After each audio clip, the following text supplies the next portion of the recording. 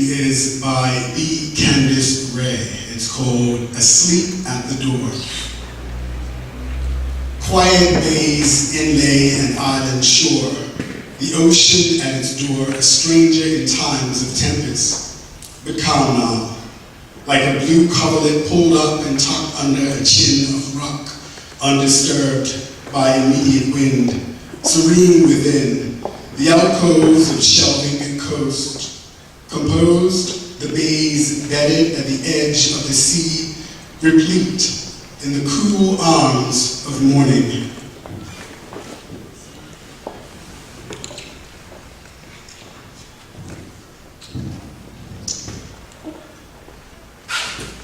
After a Storm by Kim Desmond Robinson. If someday I ask the cool black sea to shake through her ship garden, to rock her shadowy blue bed and recall delirious moments when small, delicate boys flooded eternity after a storm, then you must tell me how white mist worships wind after emerging from that place behind the watery void. Above the spray they swim away soaring for the strong, hot sun, moaning with love of the light, like young men never gone to so raw and ugly a death. And finally, by Alan C. Smith, Another Life. Redbird, good luck. Redbird, good luck. Traditional Bermudian saying. A tweeter tweeting a Twitter in red flashes between the bleeding cherry trees, flitting wings whisper overheard, beating thunder in key ears, drive a cat batty, pawing aimlessly at air, reaching for swiftly fleeing possibility. He feigns disinterest as his prey looks still, flying to light, fleeting on the grass over on the other side lawn. He only pretends lethargy, yawning widely, plush, deep pink, as he commands all his muscles to prepare to tighten, imperceptible for the pounce and the bounce, the swipe of the lucky fowl in the takeoff of fly. He connects and crimson feathers fly, float away, scatter into the bush and hush of rosy dawn. He bites, crunches, tears and pulls, devours all but bone and feather. He licks his redbird colored paws back, black, white and orange, and belches luck into the rise of sun. Another life shrewdly and surely secured. One life more to the 9 of this kitty. But luck flies your way, you gotta nab it. See? Thank you.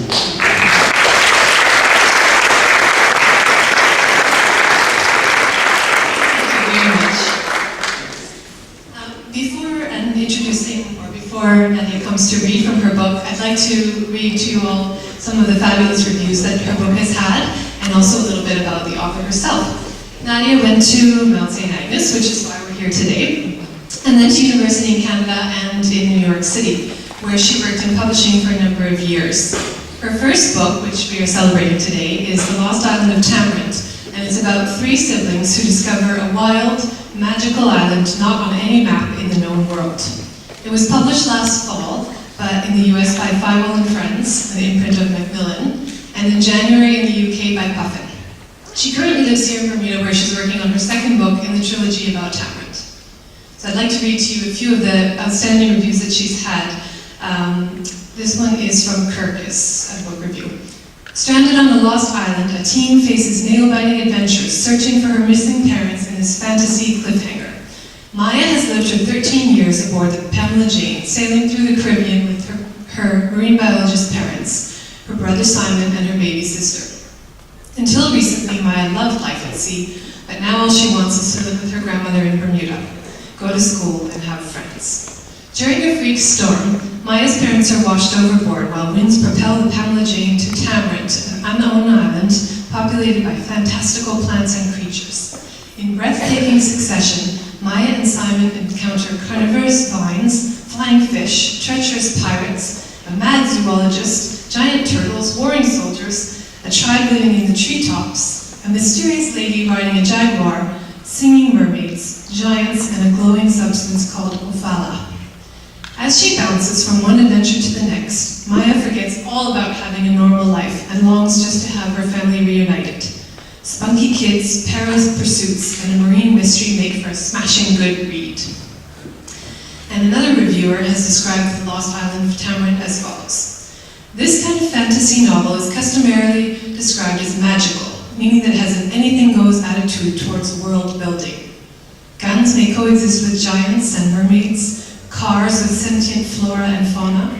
To pull such disparate elements together takes nerve and verve. Happily, those are traits that debut author Nadia Aguirre has in abundance. Tamarin itself, riven by war and great evil, is lush and exotic. But so is Nadia Aguirre's writing, which is full of lyrical twists and turns, and a strong sense of narrative sweep. So these are just some of the reviews, along with other reviews from the New York Times, the Times of London, and Financial Times. These reviews say it all, tells you a little bit about the story and about her fabulous writing. So on behalf of the Department of Community and Cultural Affairs, we would congratulate Nadia for all of her achievements, and I invite her now to read from her book.